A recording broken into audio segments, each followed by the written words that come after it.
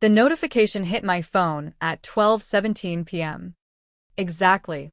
Right as I bit into my turkey avocado sandwich at the corner cafe 3 blocks from Vanguard Financial Solutions headquarters in downtown Chicago.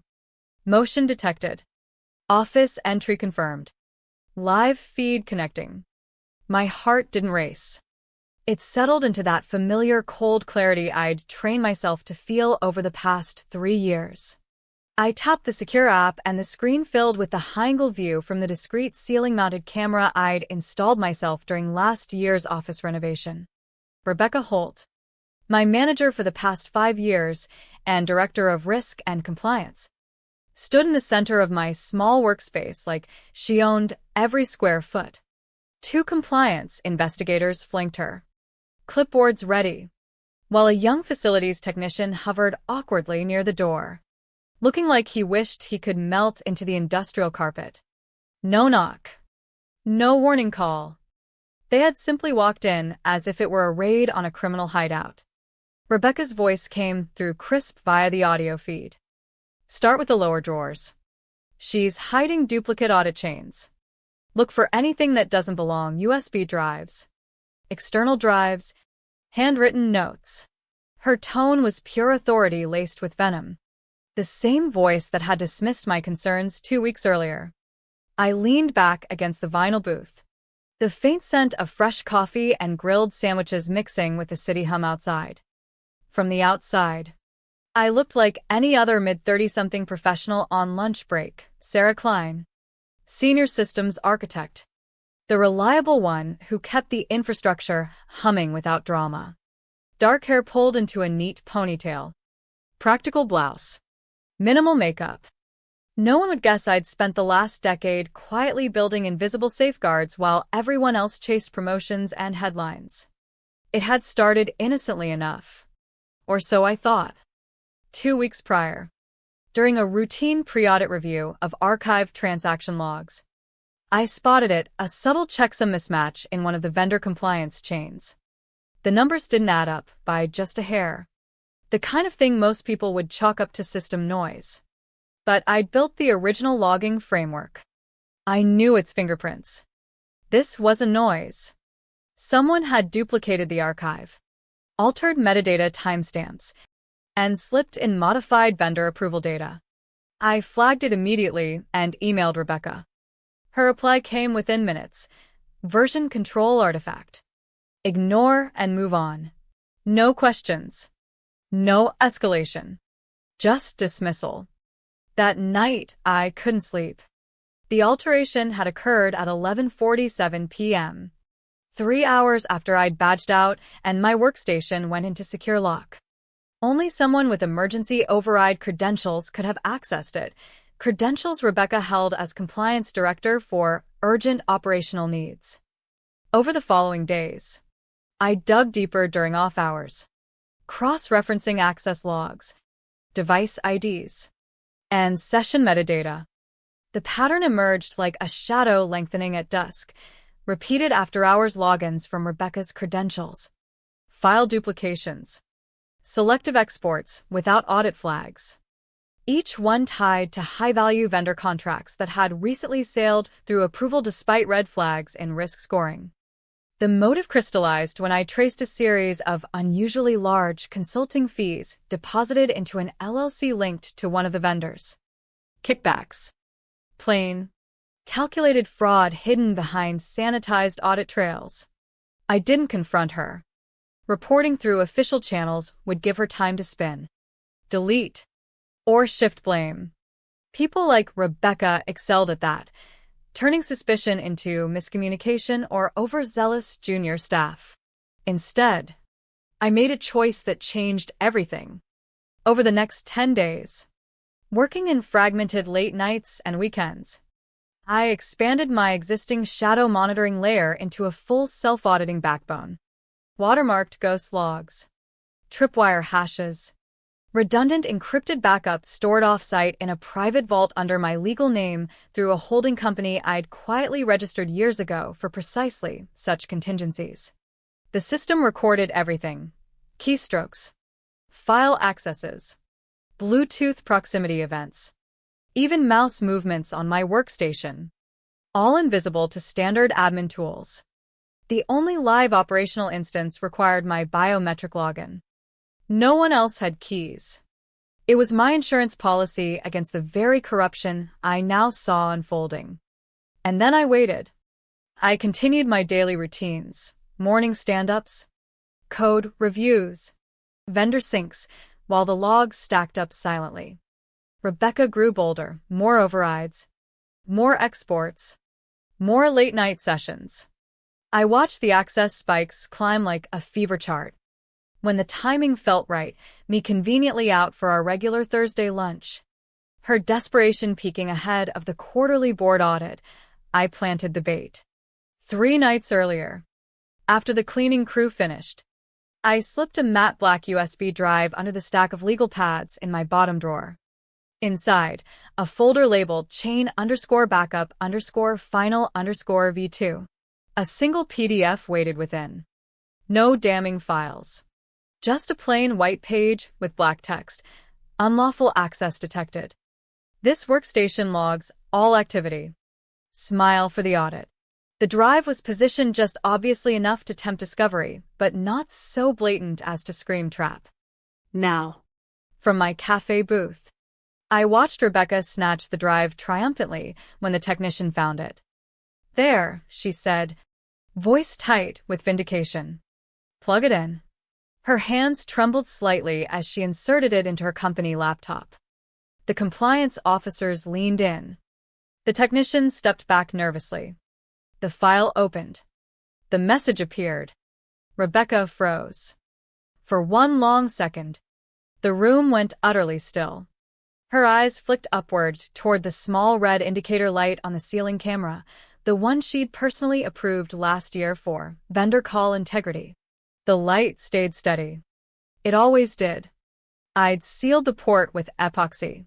Her face drained of color. The practiced authority cracked, revealing the raw panic beneath. One compliance investigator cleared his throat. Rebecca, what exactly are we looking at here? She stammered something about a test. A misunderstanding. But the recording captured every word, every microexpression, every unauthorized command she'd issued. The trap hadn't been the message. It was her reaction recorded. Time-stamped. Irrefutable. I took a slow sip of iced tea. My hand steady. She thought she was exposing me. Instead, she'd just documented her own unraveling in high definition. The system I'd built wasn't watching for what I'd hidden. It was watching how far she would go to find something that wasn't there. Back at my desk later that afternoon, the office hummed with its usual controlled energy, but an undercurrent of tension rippled through the open-plan floor. Whispers followed Rebecca as she returned from my workspace. Her posture rigid, jaw set. She tried to project normalcy, barking orders about upcoming audit prep, but her voice carried a brittle edge. I kept my head down, fingers flying across the keyboard as if nothing had changed. Inside, my mind replayed the feed in loops, the moment her confidence shattered. The compliance team didn't waste time. By 3 p.m., Devin, one of the lead investigators who had looked uncomfortable during the search, was already pulling deeper logs. Not the surface-level ones Rebecca could easily manipulate, but the layered watermark entries buried in innocuous system processes like print queues and cache dumps. My design. It took him less than an hour to surface the first override, Rebecca's credentials used on my workstation at 2:47 a.m. 12 days earlier. Two-factor authentication bypassed via emergency protocols. Her initial excuse, delivered upstairs in the COO's office, was weak. System glitch during after-hours troubleshooting. Devin pressed further. More overrides surfaced, 5 days later. Cloning restricted vendor archives, 2 nights before the raid. Exporting sanitized files without flags. Device IDs. VPN sessions. Mouse trajectories all matched her laptop and login patterns. Meanwhile, I had already uploaded the full encrypted log package to my private vault before lunch. The system didn't need me to fight. It simply recorded, preserved, and surfaced truth when prompted. Rebecca spent the rest of the day trying damage control. I overheard snippets, her on-calls framing me as unstable, paranoid about version control. Classic deflection. But the flash drive incident had rattled the team. No one buys a narrative of employee misconduct when the accuser just triggered a blatant logging warning on camera. That evening, as I packed my bag, Devin caught my eye near the elevators. Subtle nod. No words. The kind of acknowledgement shared between people who understand systems better than politics. The real break came Friday morning. The mirrored mail server backups, another quiet feature I'd advocated for during last year's infrastructure upgrade, revealed the smoking gun. Rebecca had deleted an email thread from 2 weeks prior, but the redundancy layer preserved it. Subject: updated chain request. Body: attached is the sanitized version excluding audit triggers. Let me know if you're open to revisiting terms. Future considerations appreciated. Attached: the exact compromise chain I'd originally flagged. Checksum stripped. Red flags removed. Motive laid bare. Kickback arrangement with a previously blacklisted vendor. The timestamp matched the 11:19 p.m. Access I'd spotted initially. Legal reviewed it in stunned silence. Fraud. Tampering with financial compliance records for personal gain.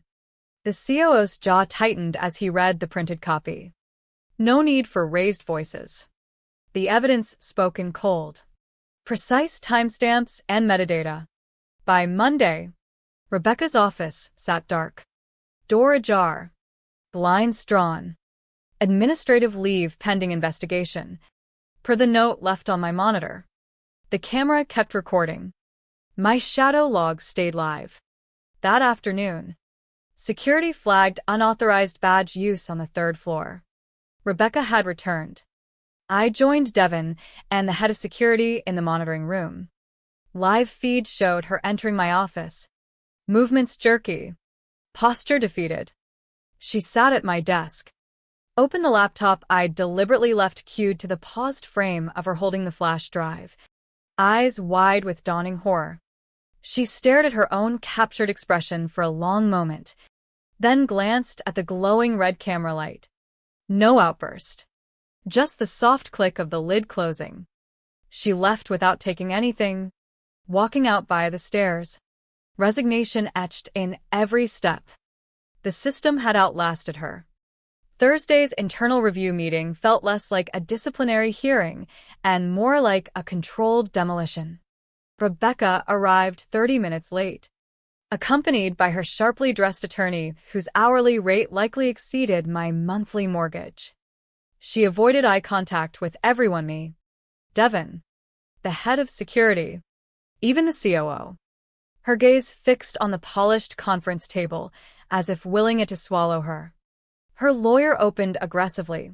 Procedural violations, questionable surveillance, entrapment claims, retaliation engineered through digital traps. Rebecca sat rigid, hands clasped tightly. Marcus, Vanguard's general counsel, remained calm. No raised voice. He simply connected a tablet to the room's display. Let's review the timeline together. Clip 1. Rebecca and team bursting into my office during lunch. Her voice clear. Check every inch. She's hiding duplicate chains. Clip 2. Flash drive discovery. Her triumphant, there it is. Clip 3. Inserting the drive. The message appearing. Her freeze. Eyes darting to the camera. Split screen followed. Current raid footage alongside earlier overrides. Her late-night logins. File cloning. Exports. Timestamps aligned perfectly with the tampered vendor chain. The room fell silent for a full 10 seconds. You could hear the HVAC whisper. Rebecca's lawyer started to object, but Marcus continued smoothly. Would you like to see the email exchange with the vendor? The checksum comparisons? The unapproved access logs. Rebecca finally spoke, voice thin. This is misconstrued. I was testing protocols. But the evidence overwhelmed any spin. Devon added quietly. This isn't entrapment, Rebecca. The system documented voluntary actions. You entered the room and turned on the light yourself. Her lawyer requested a break. Rebecca stood abruptly, chair scraping loudly. As she looked around, she realized no one met her gaze, not out of hatred, but recognition of the undeniable truth laid bare. The logs, the recordings, the patterns, all aligned against her narrative. She left the room unsteady. No dramatic exit, just quiet defeat. The following week brought her resignation. A terse HR memo, effective immediately. Rebecca Holt is no longer with Vanguard Financial Solutions. No farewell. No announcement party. Just an empty office and lingering silence. Legal quietly coordinated with external auditors, reviewing every vendor she'd touched. No public charges yet, but the internal damage was permanent. Trust, once audited and documented, doesn't easily rebuild. Shareholders received a subdued disclosure buried in quarterly reports, enhanced security protocols following a systems audit to reinforce transparency and data integrity. Within hours of the resignation, HR offered me a generous new contract, higher title, direct board reporting, substantial raise. The recognition felt hollow. I had built the safeguards not for accolades, but because someone had to. I read every clause carefully, then declined. Not from bitterness, but completion. The rot was exposed. The system would continue protecting without me. Instead, I negotiated a 1-year remote consulting retainer, quiet, flexible, no daily office presence. I packed my desk in under an hour, returned my badge, and walked out into the Chicago afternoon. The city buzzed indifferently around me. No victory parade, just the satisfaction of knowing my code. My watermarks, my tripwires remained embedded, patient and unblinking. In the final audit summary, a brief footnote acknowledged the breach flagged by the embedded monitoring system I had authored. No fanfare, no name in lights. Exactly as it should be. The system carried forward my design, ready for the next threat because there is always another Rebecca, another corner-cutting scheme, another assumption that no one is watching closely enough. But someone always is. The quiet ones who keep the infrastructure alive. The ones who don't seek spotlight but build the rails everyone stands on. As I rode the L train home, watching the skyline recede, I reflected on the moral weight. Rebecca's fall wasn't just about fraud or kickbacks. It was about the corrosive belief that power allows rewriting reality. My system didn't seek revenge. It simply refused to be rewritten. It preserved truth in code when human memory and spin proved unreliable. What lingered most was the quiet horror on her face when she realized the camera had seen everything. That moment of recognition, when the overlooked architect's safeguards turned the tables without a word. It raised uncomfortable questions about trust in modern workplaces. How much corruption hides behind operational needs? How often do we dismiss the diligent as paranoid? And what responsibility do those who design the systems bear when they uncover rot? I didn't feel triumphant. I felt the heavy calm of having done what was necessary. The city lights flickered on as evening fell, indifferent to the small dramas unfolding in glass towers. But somewhere in the network, my silent guardian continued watching, logging, waiting.